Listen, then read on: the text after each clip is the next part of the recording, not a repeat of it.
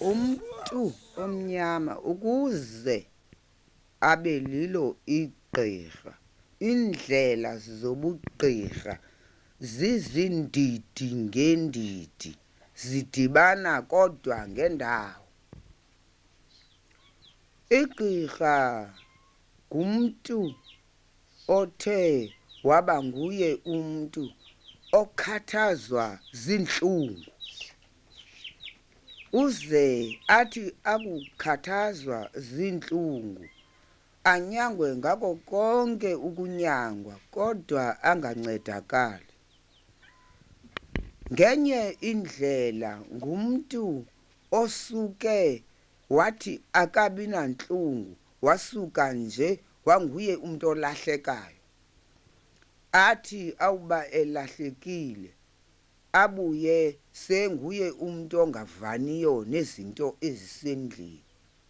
Siqaliso ke umntu uba nombilini, uze lo mbilini ubenze iphakuphaku, ukuze lo mbilini ube namahlaba, ukuze lo mbilini ingqondo ibe mfitshane, ukuze lo mbilini uthande okokuba angatyi, ukuze lo mbilini abe nento yokungadibani nentembi, ukuze lo mbilini athi akubona umntu onentembi umzimba wakhe ugxume. Kwaqalisa apho ke besithi abantu abakudala ngemveli, hey, lo mntu unantoni bethu le nto angafaniyo nabanye abantu? Ungaba uluhlobo luni lo mntu? Lo mntu phakuphaku, lo mntu ungatyiyo, lo mntu ungayifuni into engcolileyo. Ungumntu otheni lo mntu? Abe nguye umntu ohambela bucala. Uhambe kwahamba ke le nto ingekaqondwa okokuba intonakanye igama layo bayifuna abantu abadala. Bayifune badeske ke bayifumana, bayifunyaniswa ke ligqirha elathi ukuqalisa kokubakho kwegqirha. Ukuqalisa kokubakho kwegqirha lathi eli gqirha eli yanguye umntu owalahlekayo. Wathi akulahleka, walahleka akaze abonwe. Kwamane kusithiwa he, fana ukubana woyele, fana ukuba ufile, fana ukuba utheni. Kanti umntu wahlala ehlathini esitya amagqabi la emithi, onwabile phelele kuloo nto, engafuni kubonwa kuloo ndawo. Kwalile kunyanga yesibini engekho lo mntu, kwaphupha udadoboyise wakhe elele. Waphupha ngathi uyambona ehlathini, ngathi uthi ndombeleleni. Ukuthi ke ndombeleleni kukuthi ke makwenziwe ingoma. Yathi le nto yaba ikho kweli xhegwazana lingudade uboyise, layithetha le nto lamane ukuthi he, ndise ndiphuphe lo mfana waseKapa walahlekayo ngathi usehlathini. Yathi ke uba abantu bakudala babesebenza ngephupha, beliqwalasela iphupha, baliqonde okokuba hayi eli linoba linayo inyaniso. Baqalisa bathi ungayenzi nje le nto mani usixelela, usiqaqanjelwa thina silahlekwe ngumntana wethu. Uba ke nibo kuthi ezinto zenu niske niziyeke uzithetha. Wakhuphe le kati isivana sale kati phandle. ezinto zenu nizithetha nizingazigqibi thina siva into embi. Wacinga udadoboyise lowo, wabona okokuba makabize amantombazana azobutha endlini yakhe, wathi makulalwe phaa endlini nam. Wasinda endlini yakhe, wathi ekuseni zenindivuse, ndinengoma endifuna ukuyenza ukuze nindiqhwabele bantwana. Ngoku ke kwalile ebusuku wavuka udadoboyise, wavuka wenza le ngoma, wayenza yedwa, abantwana abayazi le ngoma. Ingoma engumhlahlo igama layo, ekuthiwa YINTSUSA, ingoma yokuqala. Ngoku ke le ngoma wayenza baqhwaba abantwana izandla, bengakwazi bona ukuyilandela nokokuba benze njengaye, bathula nje, baqhwaba nje izandla ezi. Wathatha udadoboyise ugaga ufele lenkomo olomileyo oludala, waluthatha okwakuza kwenziwa ngalo isikhaka, waluthatha walubeka phantsi. Wathatha intonga, wongeza izandla ezi ukuba mazivakale, wangxola ngalo ke, eqhwaba ngalo, etha ngentonga kolugaga, esenza okokuba ezi zandla maziphakame. Baqhwaba abantwana, esenza umhlahlo leyo yena.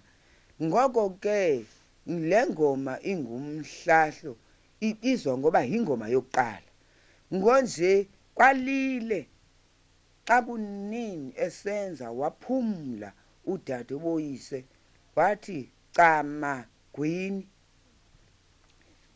camagwini, yini okokuba bantwana bomntakwethu izandla zibe shushu, thathani iintonga nani nibethe kolugaga. Bazithathile iintonga abantwana, babetha kolugaga nabo. Yaye ke ukuhamba kobusuku obu buqhubela ngasekubeni makube kuza kuba kuyasa.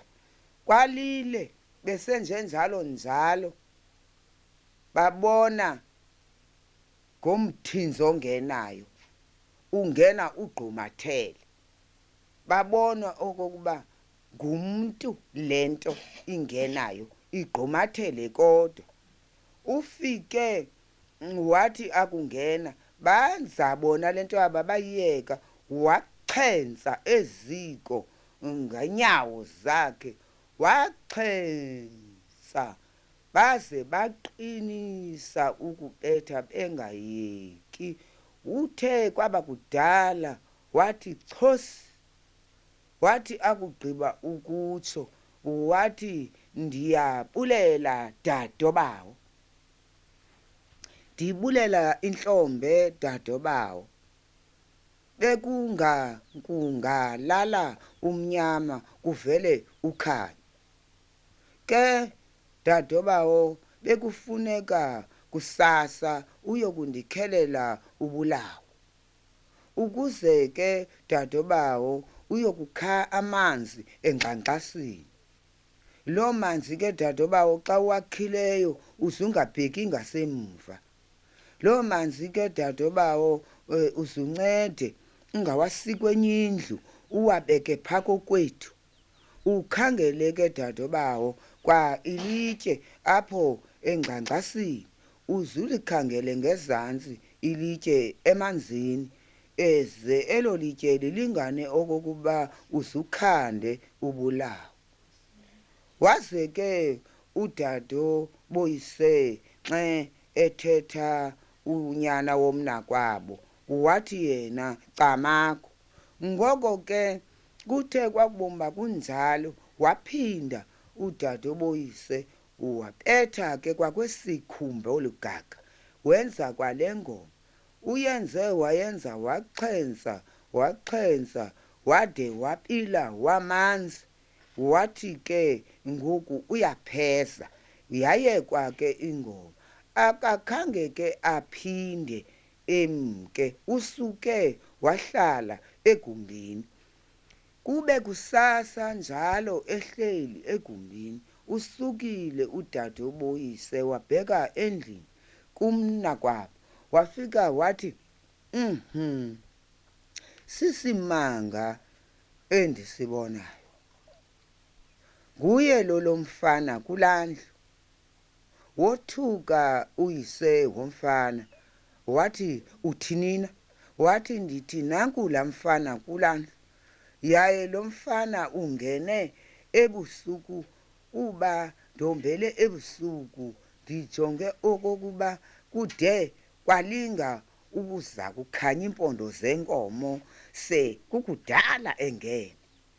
Ngoku ke uchentsile kulaa ndlu waze wemisa wandibulela intlombe.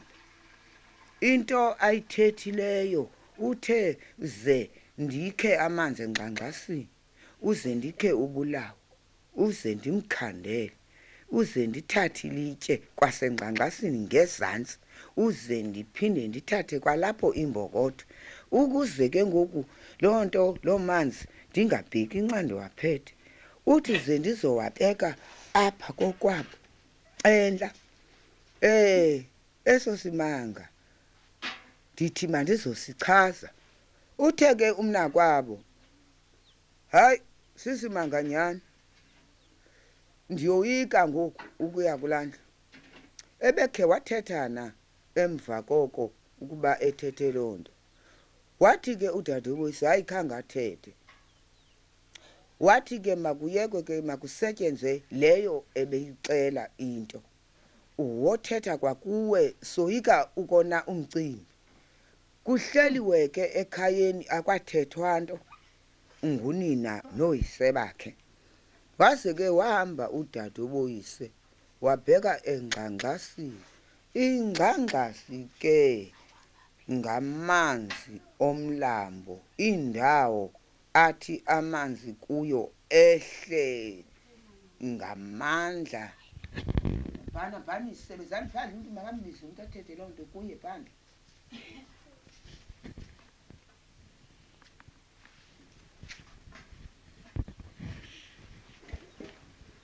Ukuba amanzi athobeke esiwaneni xa siba ingumlambo, loo ndawo ke ibe sisiziba ngaphantsi, kuthiwe ke kusengxangxasini. Ngoko ke wakhile ke udadoboyise amanzi lawo, wawabeka entla kokwabo mfana. Wahamba waya kukha ubulawo bakowabo. Ubulawo bakowabo ke ngumthi ozingcambu okhiwayo ehlathini, oye utyiwe ngumntu wekhaya esithi ungowezinyanya, esithi ngumthi wakowabo wendalo. Loo nto ke ufike wawukha lo mthi udadoboyise, wahamba waya kwangezantsi engxangxasini, wafika wakhangela ilitye. Okunene ufike walibona ilitye elingangoba akhande. Waphinda wafuna elincinci eliyimbokotho. Wawathatha amatye lawo wayawufika nawo ekhaya. Ufike wawabeka ecaleni kweyeza. Nka kwayinkingi ngoku ukuba ukhohliwe uba uza kuthini na ke ngunje xa ewabekile la matye. Waphuma waya endlini yakhe. Uthe awufika endlini yakhe wafika wahlala ecaleni kwalo mfana, akathetha. Uthe lo mfana, he dadobawo, asabe lo mnye sowuvela kukha ubulawo. Wathi ewe ntana, ndivela bukha. Ilitye lona ulifumene nembokotho? Wathi ewe ndilifumene. Ke ngoku ke ambokukha ixhayi. Uthi ke udadoboyise, yintoni na ke ixhayi? Ixhayi ke dadobawo sisibetha nkunzi. waye ke umthi lo usisibetha nkunzi usaziwa unezinto eziyazidubule zityiwe emlonyeni kodwa ungowasehlathini. Wathi zukhangele ke ixhayi elawuthi lona libe mbaxa uze ke ulinqumle endiza kuthi kaloku ndiphehle ngalo elayeza uze ndikwazi ukulitya.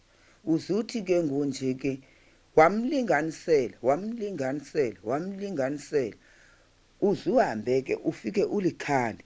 Uthi ke ngonje wawulikhanda ulibethe uthi kwanyuka igwebu uphinde ke ngoku wenze laa ngoma uhambe kwanolugaga. Wahamba ke udade ubuyise waya kukha ke elo xhayi kwangolo hlobo ebelinganiselwe ngalo. Uthe ke ngonje akubuya wafika wangena endlini wakhandela yeza wakhandela yeza walifaka ebhekileni wafaka ixhayi waliphehla lanyuka iyeza laligwebe likhulu. Wathi awubomba izele ibhekile wabeka phansi wathatha olagaga wabiza aba bantwana bonke baphethe olugaga benza laa ngoma ingumhlahla. Bayenza le ngoma wangena umfana. Ke ngoku ke kusemva kwemini emaxesheni emva kwemini ngoku ke wathi awuba esenza le ngoma bekho bonke ke ngoku abantu bekhaya kuba balinde lo mmangaliso esisimanga ngomntu owalahleka kudala uba ingenzekana into yokuba asike bambonekho iza kuba lento iyintoni na bathi sokhe sibone. Wangena umfana waxhenza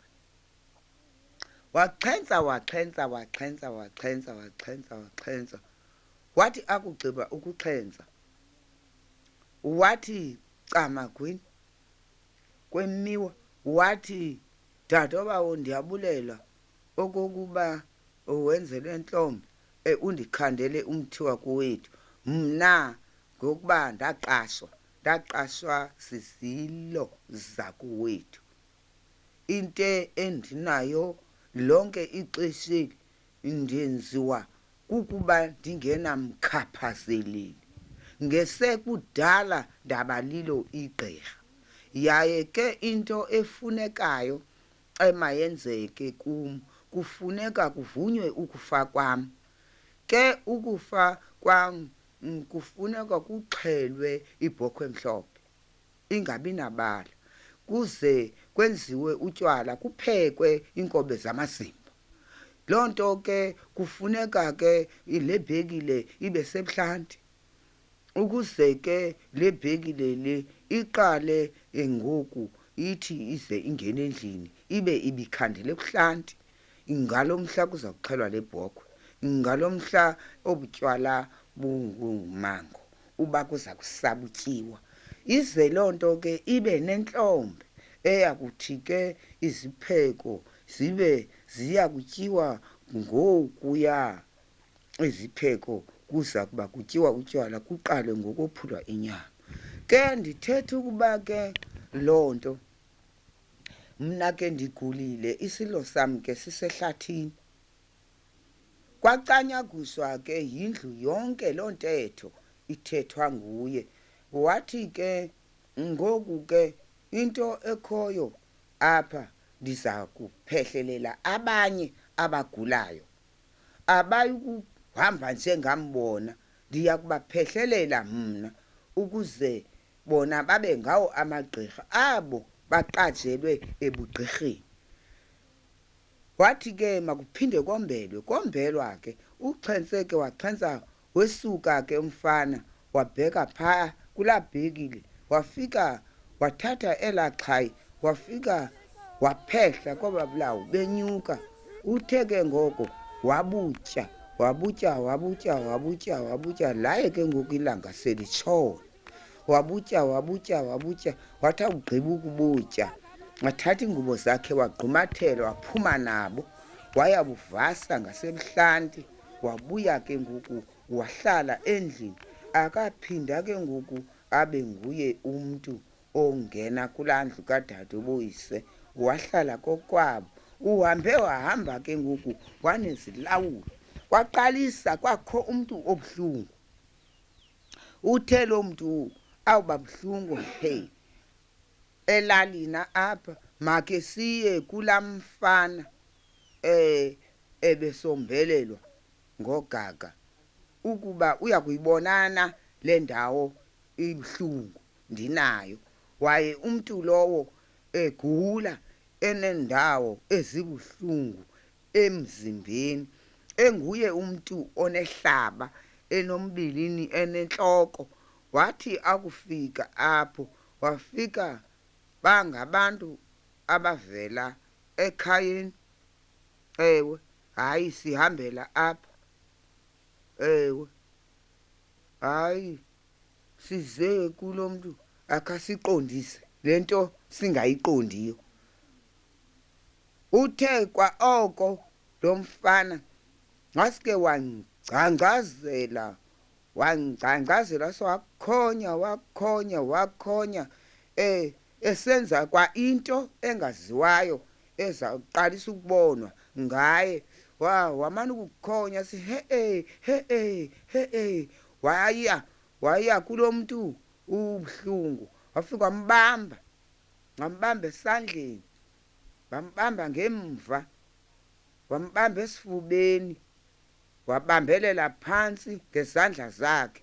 Waya kuhlala, wathi ukuthetha, wathi lo mntu unentloko, lo mntu enentloko nje unamahlaba.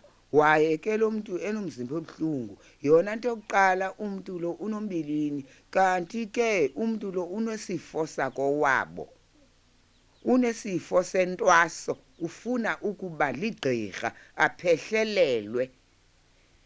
Loo nto ke abantu bathe ke ewe unjalo. Wathi yena sanukuthi ewe unjalo, okokuba into endiyithethayo ithe kanti inyanisile. Yithani xa nithi ewe nithi siyaphosa. Bathi ke abantu siyaphosa. Wathi ke loo nto leyo kufuneka ke nimfunele igqirha, aze igqirha elo limphehlelele, limnike ubulawu bakowabo kwakhe. Babuzile abantu okokuba uya kwenzeka kanjani na ukuphehlelelwa. Lathi ikuthetha igama lomfana uza kuxhentsa intlombe, kwenziwe ingoma, axhentse, atye ubulawu, atye ibhotile. Kwathiwa uya kwenzeka na okokuba abe ligqirha. Wathi umfana uya kuba lilo igqirha. Nam lo naningandazi okokuba ndingakwazi ukuyithetha into endingayibonanga. Kwathiwa siyaphosa. Ngoko ke yaba yiyo ke into ekuthiwa ke hayi ngakhe umenze wena. Ngoko ke wathi umfana, yithani ukuthetha xa nithetha loo nto kum, yithani sinyuka nengalo. Batsho ke abantu basemzini bathi sinyuka nengalo ke. Ngoku ke batsho ke bamnika ke umkhonto. Bathi ke nangu ke umkhonto, ukuba sithi ke nyanga. Wawuthatha ke umfana umkhonto, wawugalela uthuthu, wawubeka, bamshiya apho umntu ogulayo, bagoduka. Wanyangwa ke okokuba makazokuba ligqirha ngulowo. Ngoko ke wathi ke ukumnyanga, wathi kufuneka wenzelwe ibhekile kowenu, yaye ke into yokuqala kufuneka ufukanyisiwe khona uze ibe loo nto iyawuhamba ngendlela. Kusetyenzwe loo nto ke, yaye le nto iyimfukamo iyinto nje engenanyama. Kwanziwa loo nto ke, waya apho ehamba naye bobo babini besiya kukhaya logulayo. Ngoko apho wafika wamfukamisa, wambeka yedwa esenza ngamayeza apho embeka yedwa wamvalela wahlala emnyameni kwalile xa kutshisa ilanga wamkhupha apho wamfaka iyeza wamgabhisa ngoku wamhlamba ngeyeza wathi akugqiba umhlamba ngeyeza wamkhelela iyeza elilikhubalo elimnyama lasehlathini walinqumla walibophelela kuye walibophelela ngoluzi ngoko ke uluzi ke luthathwa kwasehlathini ngoko ke athi akugqiba ukwenze njalo wathi ke kufuneka abe iintsuku ezintandathu engayi emlanjeni azaye kusuku lesixhenxe wahlala ke engayi mlanjeni wahlala wathi kusuku lesixhenxe waya ke emlanjeni kanjalo ke ngonje kwamenzela ibhekile wamenzela le bhekile yobulawo bakowabo wamkhandela emphehlelela emane embeka igwebu enhloko loo nto elitsha aliphume ethembekile aliphuma linambeko phuma ubuthene into ungazithatha nje ziwaxazela phansi zibhanqa ndi amboni izibhanqa ezinje hamba yeka lento yenzayo ndithi hamba mka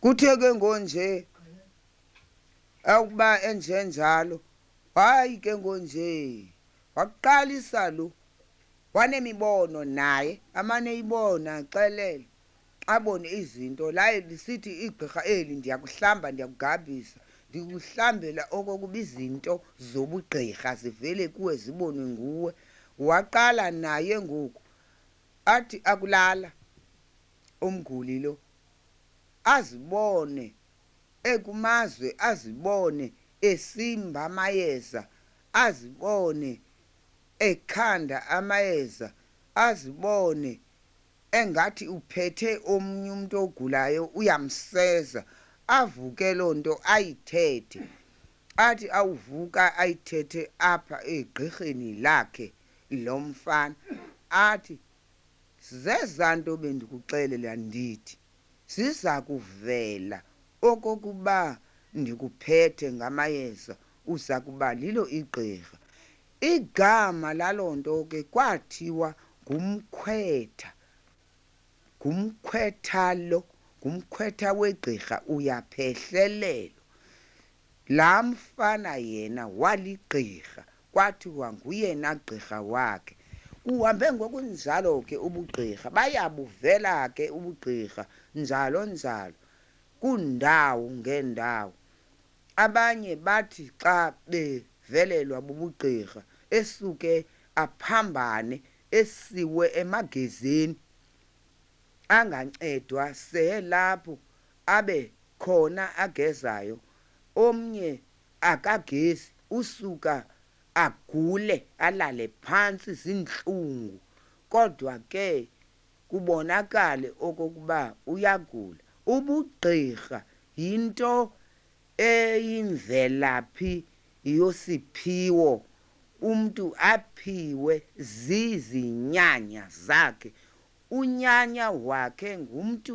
omdala wokuqala owafayo into ethi xa ithethwa kuthiwe umntu wafa waze wangcwatywa kuthiwe ubheke ezulwini uza ngomoya kuwe ulele akuxelele into omawuyenze ize loo nto uthi wakuyenza ibe njengoko ubuyixelelwa ulele loo nto ke ibe ligama lokokuba thina xa sithetha ngesixhosa ngunyanya le nto ingunyanya thina sithi nguThixo kuba nguThixo into yokuqala eyadala umntu kwazeke ngoku emva koko umntu wabiza into ethi yena kukho unyanya egameni lobugqirha ngoko ke igqirha lihamba ngolo hlobo ukuze ke igqirha libe nesabelo isiphiwo okokuba ligqirha exilonga nje lixilonge nje lingabi nawo kakhulu amayeza okukhanda umuntu aphile. Lithi elinye libe nesiphiwo sokokuba lixilonge livumise. Ukuvumisa ke kukusuka abantu kude besuke bodwa beshiya phansi umuntu ogulayo bahambe baye kundawo enegqirha bafike apho bahlale besithi bafuna indaba ize igqirha libaxelele lithi nisuka phaya nisuka nizele apha ukuza kuva okokuba laa mntu lowa uyagula nimshiya ekhaya ugula yinto ethile yinto ethile yinto ethile yinto ethile yinto ethile. Litsho ke igqirha lizixele zonke into ezikulaa mntu ekhaya njalo. Litsho ke ibe yivumisa ke leyo igama laloo nto. Le yokuxilonga ngumntu osukileyo ngenyawo waya egqirheni afike ke athi ndizokuxilongisa.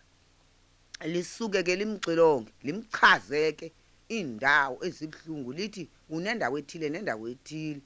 Leyo ke ibe lilo igqirha lokuxilonga alikwazi uvumisa. Elinye igqirha liyaxilonga livumise nokunyanga likunikwe liphilise abantu abagulayo. Kutshiyatshiyana ngolo hlobo ke. Ezi ziphiwo ke zasebugqirheni azifani zinjalo.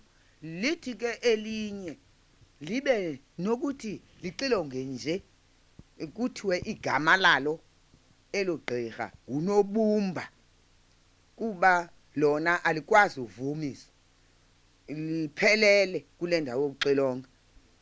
Ze aba nobumba bahlukane. Kuphinde kubekho elinye igqirha elithi lakugqiba uxilonga lithi into liyiqubule ngomlomo ize lisale loo nto ingaphakathi ibuhlungu ngomlomo likhuphela ngaphandle. Loo nto ke lisisiphiwo esinje elo lingunobumba oqubulayo.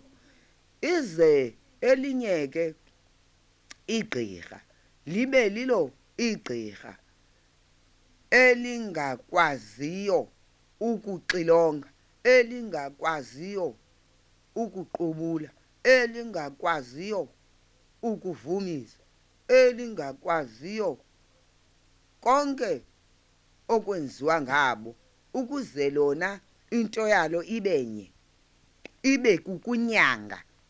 Kuthiwe ukubizwa kwalo litola. Ize kuphinde kubekho igqirha kakhona igqirha liye livumise uze lithi lakugqiba ukuvumisa libe nguye umbululi. Phantsi kokokuba ezinye izinto zithi kwabo bantu bagulayo kuba kukho abenzi bento ezimdaka kunye nababulali benyama.